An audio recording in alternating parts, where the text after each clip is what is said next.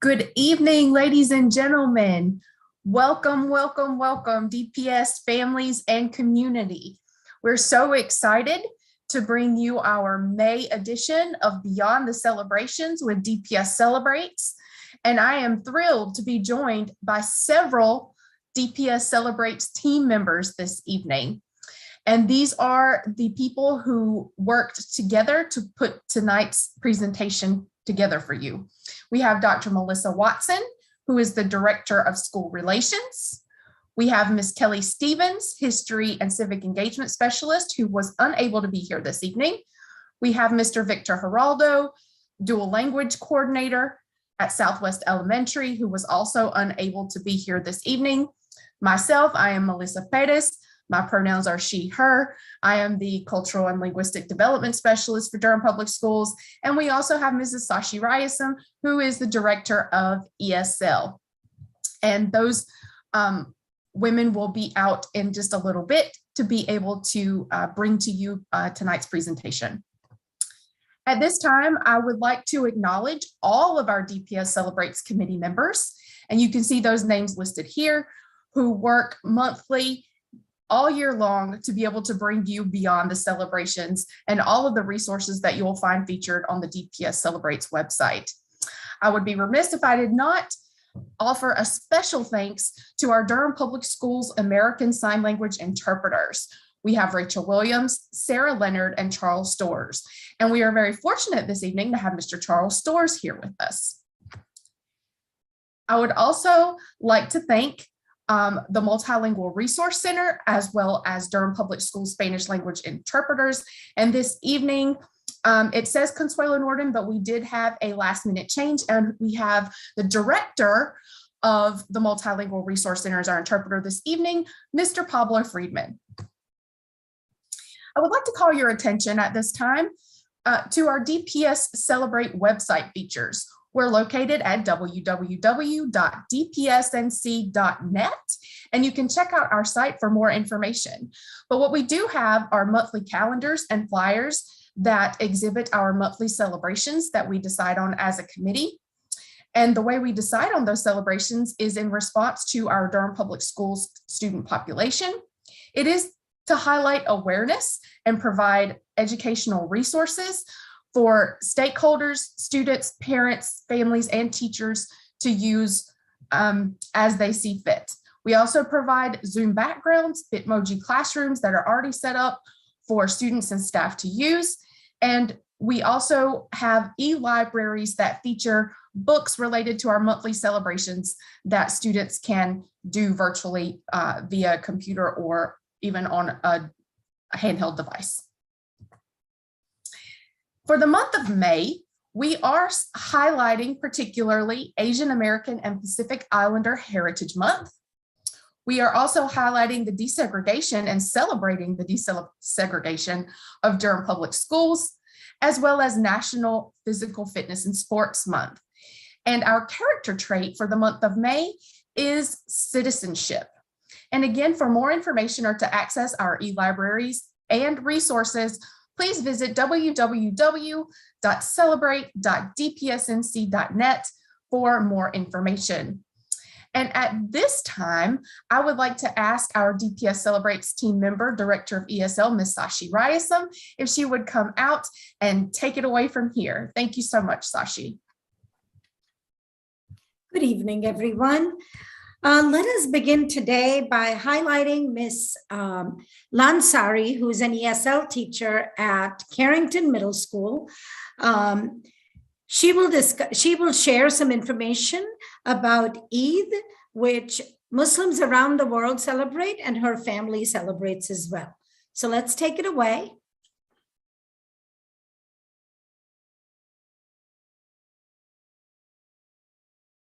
Hello there, my name is Ms. Lansari and I teach ESL at Carrington Middle School. Eid Mubarak to everyone, especially those who have celebrated this year. Eid Mubarak means have a happy and blessed Eid, and it is a greeting that Muslims give to each other when the celebration of Eid al-Fitr rolls around.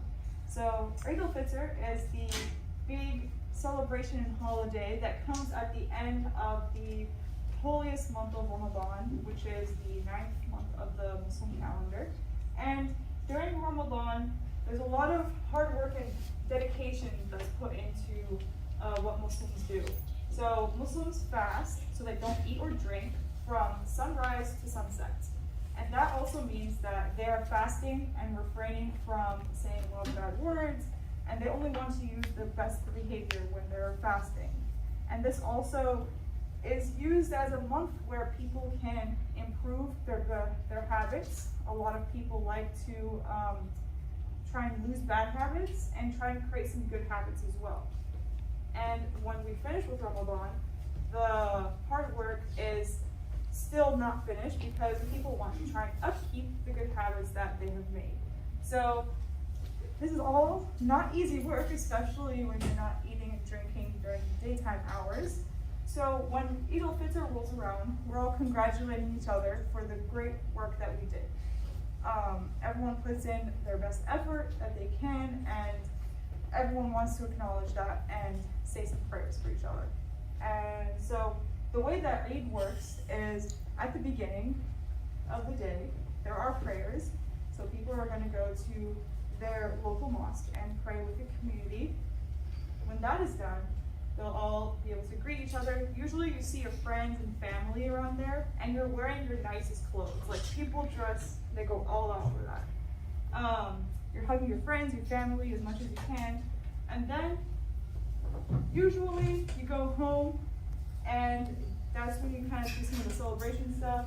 My family likes to make sweets the week before, and so we go all out, making a lot of different sweets. We also like to put henna on, which is a very, very big part of a lot of different cultures that are primarily Muslim. And this year, my friend also did mine, but this is from last year. And it's a very exciting thing. People really, really like to dress up and look nice. And of course, giving gifts. Giving gifts is something that people love to do. And it really is a day, because it was a whole month of giving, but it was also really a day of giving. You want to make people you love happy and smile. You also want to be able to make sure that the people who are needy in the community and those who need help are also able to celebrate. So people often donate money or bring meat and food for those who need meat and food, just to have a spirit of excitement for everybody, including those who may not usually have access to stuff like that. It is probably one of the best times of year because it really feels like you've accomplished something at the end of Ramadan, and it really does feel like a huge celebration that you're a part of for a large, large community. And that is something that I love and so many people love. So if you know a Muslim or you are just wanting to spread the joy of Eid, don't be shy to say Eid Mubarak to someone. Show that you care, you're happy to spread the good feelings and be a part of this large celebration that so many people take part of.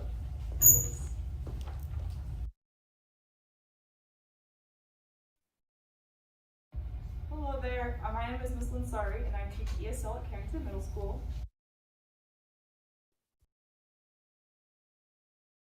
All right, and at this time, we'll introduce Miss Andrea Martinez, who is a first grade teacher in the dual language program at Southwest Elementary School. She will share information regarding Cinco de Mayo, which was celebrated on the 5th of May.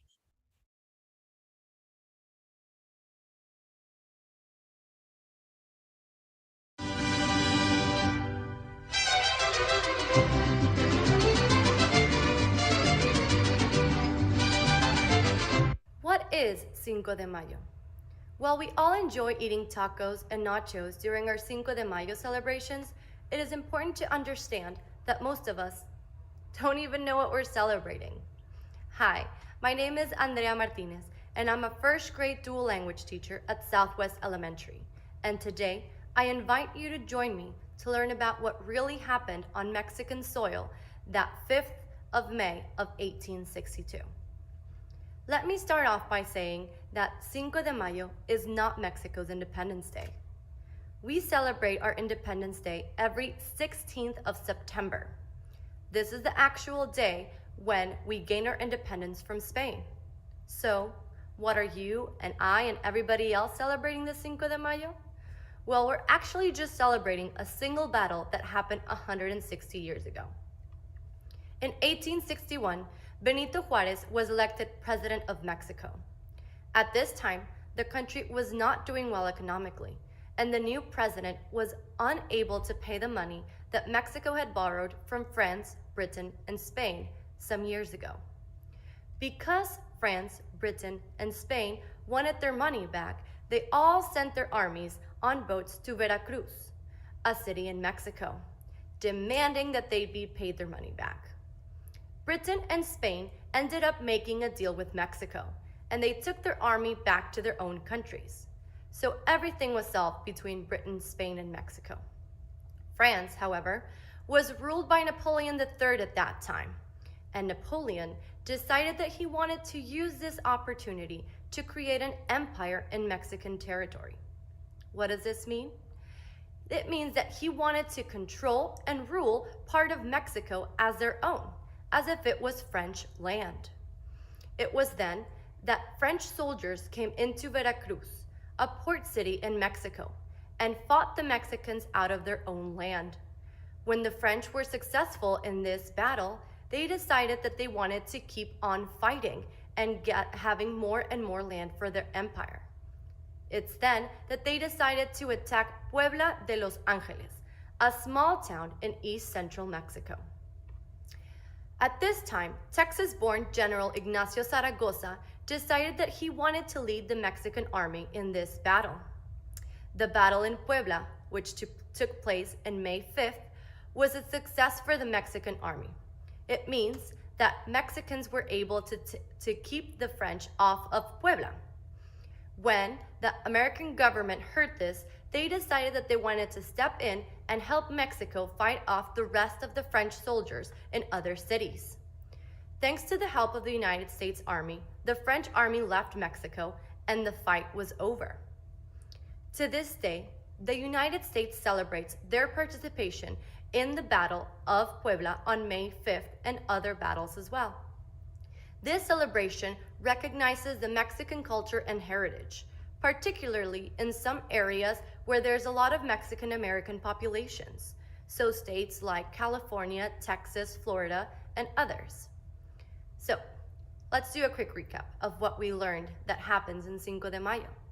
Who celebrates Cinco de Mayo? Cinco de Mayo is mostly celebrated in the United States, but there are some celebrations that happen in Puebla and cities around Puebla that were also invaded by France. What is celebrated? We celebrate the fact that Mexican and United States Army was able to get rid of the French soldiers that were trying to create an empire in Mexico. When do we celebrate this? We celebrate this every 5th of May, Cinco de Mayo. Where did this battle happen? This battle was in Puebla, Mexico, but Veracruz and other cities around Puebla were also involved and tried to be invaded by France. Why? Why did this battle happen in the first place? After not being paid by the Mexican government, France wanted to create an empire in Mexican soil, but the Mexican and United States Army were able to prevent this from happening. So, next time you're eating a taco to celebrate Cinco de Mayo, remember, it is not Mexico's Independence Day.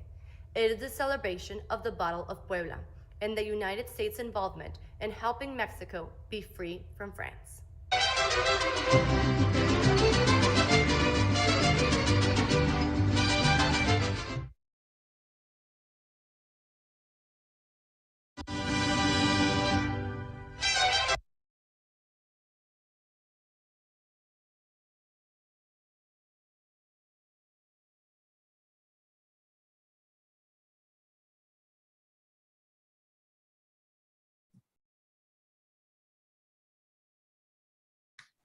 And at this time, we would like to ask Mrs. Ryerson or Dr. Watson to please come out and take it away from here.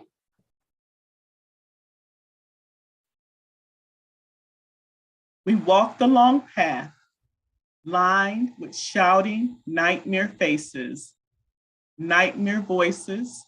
Inside the school, there are eyes that glare and eyes that are distant. We wish for our friends. We wish for our old laughing selves. We hold our heads up, hold our tears in. The grown-ups have said we must be brave, that only the children can save the country now. Why is that so important?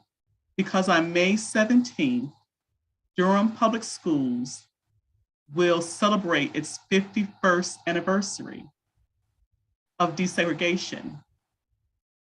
So we wonder why we do all of this celebrating diversity. Because you think about it, most of what we don't like is simply a lack of knowledge and understanding. Few of us have the opportunity to meet and engage with people who don't look and sound like us. And so we become quite comfortable with only what we know. It's when we have the opportunity to go out and explore, to get to know other people and other things, that we come to understand them, like them, and appreciate them. Sometimes, however, we don't have the opportunity to travel. We don't have the chance to visit other countries and go to different places where people live. Sometimes it's in school. That may be the only opportunity that we have to engage with other people from other cultures who speak other languages, who aren't like us, and we get to know them. In fact, we even come to love them. But sometimes we don't have some people in our schools. But the wonder of books brings everyone closer. Today, you're going to hear from the librarian who will teach us all how to bring the nation, the world, a little closer to our own neighborhoods.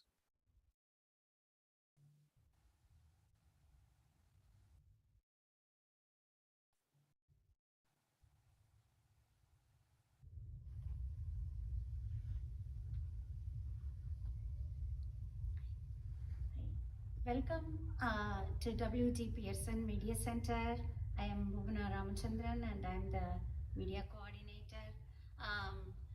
Today I'm going to talk about UNESCO World Day for Cultural Diversity for Dialogue and Development, and also diversity of cultural expressions and its impact on dialogue and mutual understanding. Libraries have always played a key role in upholding freedom of speech, diversity, and inclusion. And I would like to take this opportunity to highlight the school library collection and share a selection of books that reflect the cultural diversity of the DPS community and act as agents of inclusion and positive change.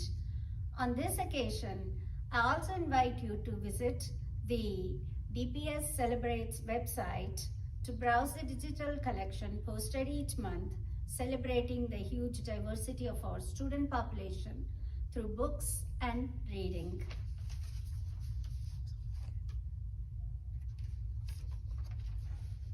The month of May comes with a host of cultural, religious, and historical celebrations. Today, I am briefly introducing books that open windows to each of these celebrations. First of all, I am going to introduce some of the book collection that I have on Islam and the religion, and also introduce you to some of the countries where Islam is the predominant religion, and also a little bit about Ramadan and the last day of Ramadan, that is celebrating Eid, which this year was on Monday, Tuesday, based on the of May 2nd or May 3rd based on the lunar calendar. In order to celebrate this, I am going to read excerpts from one of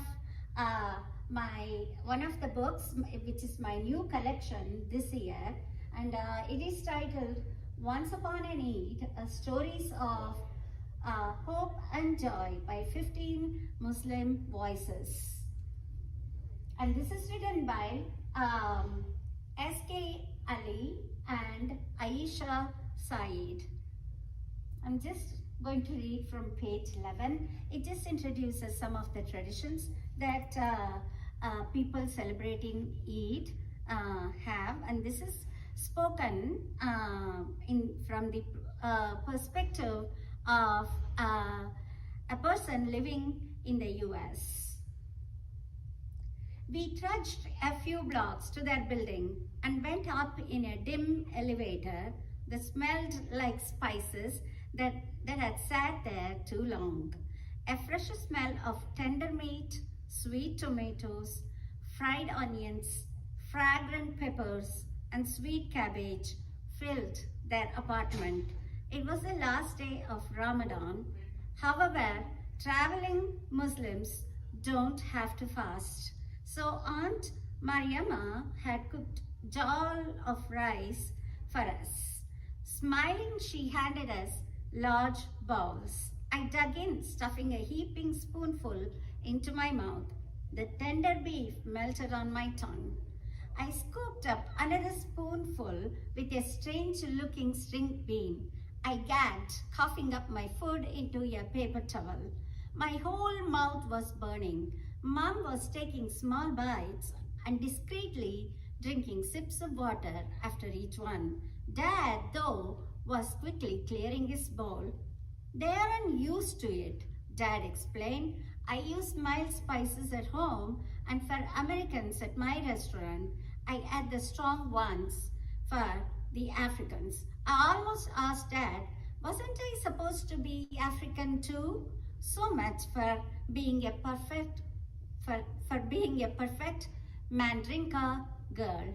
And I'm going to stop here. But this is a wonderful book, and it fully, the whole book talks about celebrating Eid from different people's perspective.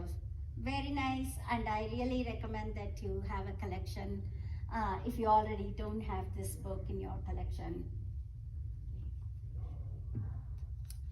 Now, I am going to move to my next topic, which is in the month of May, we also celebrate Asian American and Pacific Islander Heritage Month. So, I have here books on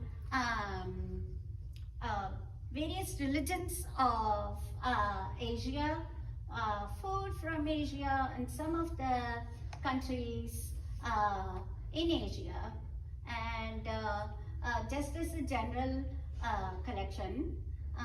And in this section, I also want to share with you some of the fiction books that we have in our library that represent the Asian population, Where the Mountain Meets the Moon, and this is one of my favorite, Save Me a Seat by Geeta Vardarajan, and Front Desk, of course, this is one of the most popular books.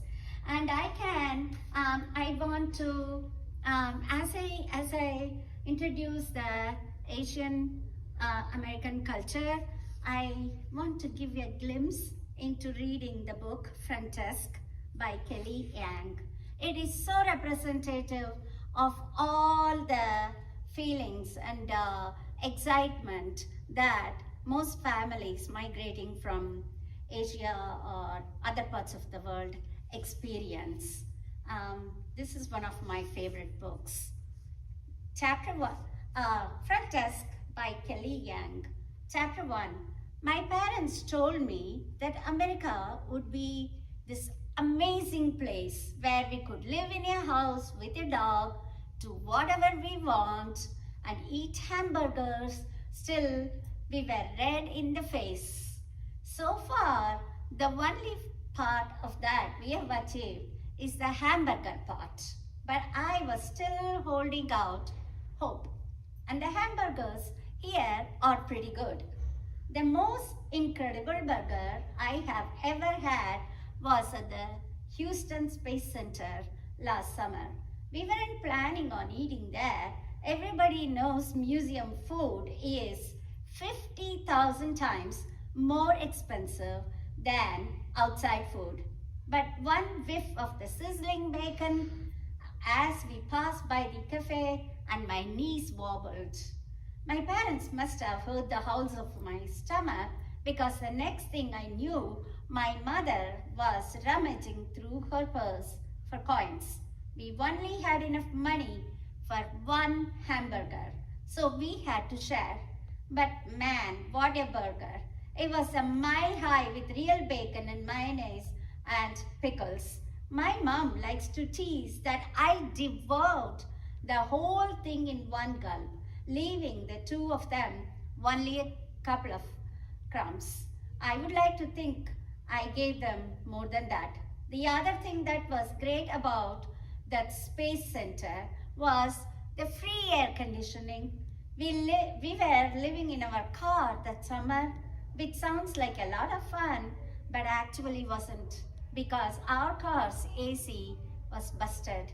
So after the burger, my dad parked himself in front of the vent and stayed there the entire rest of the time. It was like he was trying to turn his fingers into popsicles. Just go on and read this book. This is such an amazing experience from the perspective of Asian American migrant, and it just fills your heart. All the hardship and struggles that the character goes through in this book. So I really recommend all of you reading that book. Now I am going to move on to Cinco de Mayo. So May 5th is the celebration of Cinco de Mayo. And I have books mostly based on Mexico and that reflect the taste, the culture, and the celebration in itself. So Cinco de Mayo, as you all know, is a historical event that is about the end of the war between the French and the Mexican army. So for this, my best book that I want to, and my best author is Pam Munoz Ryan, Becoming Naomi Leon. And I just want to introduce the first few. Maybe I can read through the first page of the book. I always thought, a rabble of yesterdays, I always thought the biggest problem in my life was my name, Naomi Soledad Leon Outlaw. But little did I know that it was the least of my troubles, or that someday I would live up to it. It had been a double month of Sundays since Graham, Owen, and I were knitted together, snug as a new mitten. I can point a stick, though, at the exact evening we started to unravel, at the precise moment when I felt like that dog in an old Saturday morning cartoon, the one where the mutt wears a big woolly sweater and a fox runs up and pulls a hanging down piece of yarn. Then the fox races off with it, undoing the tidy stitches one by one. Pretty soon, the poor dog is bare to its skin, shivering, and all that had kept it warm is nothing more than a bedraggled string. So, here is a book, fiction book, and I also wanted to talk about the significance of Cinco de Mayo. And here is a book from Scholastic Celebrating Holidays. That's a series. And the title of this book is Cinco de Mayo, and it is written by Rachel Craft. This is just to give you an introduction of the topic. Cinco de Mayo is here. The mariachi band plays a folk song. Dancers spin in colorful dresses. People fill plates with food. Cinco de Mayo is here. What is Cinco de Mayo? Cinco de Mayo honors the Battle of Puebla. The Mexican army won this battle against the French. The holiday also celebrates Mexican heritage. How do you say? There are words here and the pronunciations, and I hope I do justice to this because I'm going to read. If there are any people speaking Spanish, please forgive me. Chalupas, Cinco de Mayo, Fiesta, Mariachi, Mole Poblano, and Pabla. So I hope I did sound correct here. Who celebrates Cinco de Mayo? People honor this day in Puebla, Mexico. Other parts of Mexico also throw celebrations. Canada and the United States celebrate too. Cinco de Mayo beginnings. In 1862, France attacked Puebla, Mexico. Mexico had about 4,500 soldiers to fight the battle. France had about 6,000. And here is a map of where Mexico is and where France is. It's around there in Europe. They had to cross the Atlantic. The Mexican army forced the French out. The wind became a symbol of independence. To find out more about this book and also to read a very nice book, a fiction book, make sure you either visit your school library or go to the Durham County Public Libraries to find out more about these topics. And the next one that I am moving forward with is Mother's Day celebrations. Of course, we all know that this month, in the month of May that is, the Sunday, May 8th is Mother's Day. And one of the favorite topics in the libraries are usually, particularly with that serving the younger children, the topic is always associated with mother love and affection. And I come from India, which is a country where we worship goddess Shakti, who is mother of all. She is the mother of the universe. So for me, I celebrate Mother's Day every day, coming from my culture. But here, it is celebrated in the month of May, and the collection of books that I have here are Saturday by O.D. Mora, and I have a big moon cake for Little Star. This is my favorite one. And of course, we all know that the book Lama Lama, Mrs. Mama. And have you seen this book? This is really good. Mom Operating Manual. You should really check it out. This is also by Doreen Cronin and Laura Cornell. And of course, who would not associate Mother's Day without my favorite book here, Love You Forever. And I'm going to read the first page of this book so that you get a glimpse into the written work. Love You Forever is written by Robert Munch and illustrated by Sheila McGraw.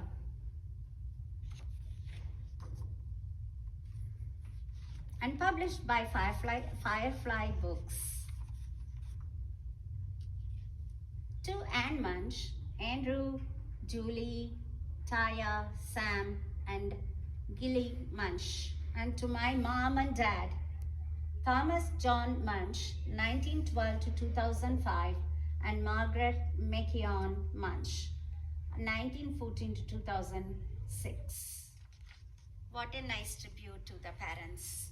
A mother held a new baby and very slowly rocked him back and forth, back and forth, back and forth. And while she held him, she sang, I love you forever, I will love you for always. As long as I am living, my baby you will be. Beautiful words. The baby grew and he grew and he grew. He grew until he was 2 years old and he ran all around the house. He pulled all the books off the shelves. He pulled all the food out of the refrigerator and he took his mother's watch and flushed it down the toilet. Sometimes his mother would say, this kid is driving me crazy. So please find this book in your school library or go to the Durham County Library to check out this book. This is an excellent book. It just goes all the way to the end of the book where you would imagine the ending to be different, but it ends with the child growing up and becomes an adult, and finally this is how the story ends.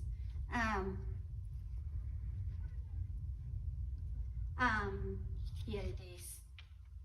The son went to his mother. He picked her up and rocked her back and forth, back and forth, back and forth, and he sang this song. I will love you forever. I will like you for always. As long as I am living, my mommy you will be. Such a touching ending to this book. I haven't really read a book that brings tears to my eyes even today. When the son came home that night, he stood for a long time at the top of the stairs. Then he went into the room where his very new baby daughter was sleeping. He picked her up in his arms and very slowly rocked her back and forth, back and forth, back and forth. And while he rocked her, he sang, I will love you forever, I like you for always. As long as I'm living, my baby you will be.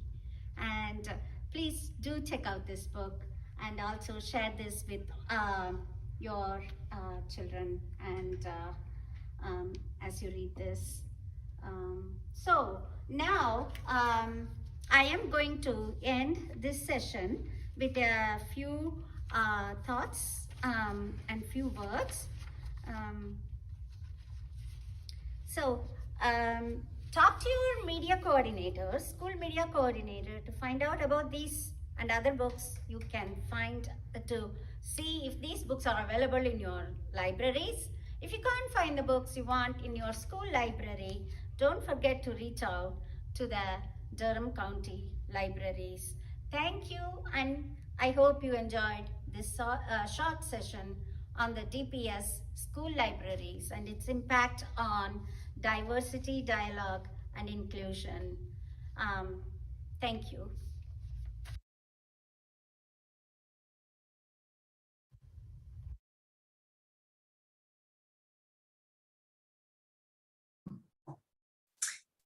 Thank you so much. And at this time, let's take a look at what is to come. So next month is June, and we will not be having a Beyond the Celebrations live event. We will actually be taking the summer off for our live events of Beyond the Celebrations, and we will return to you in the fall, in August, with the next school year. So we will spend this summer's time planning and having next steps for what is to come next year. For more information, you can visit celebrate.dpsnc.net to find out what is to come when that information is available. That is where it will be posted. Again, I would like to thank everyone on the DPS Celebrates team, our interpreters, our ASL interpreters, and our Spanish interpreters for working on this month, for supporting us as always. Thank you for joining us. Please follow us on social media if you haven't already. You can see all of our handles listed here. And we hope you have a fantastic summer. And we look forward to seeing you back here in August with our first Beyond the Celebration event for the new school year. Take care, everyone. Have a great summer. Good night.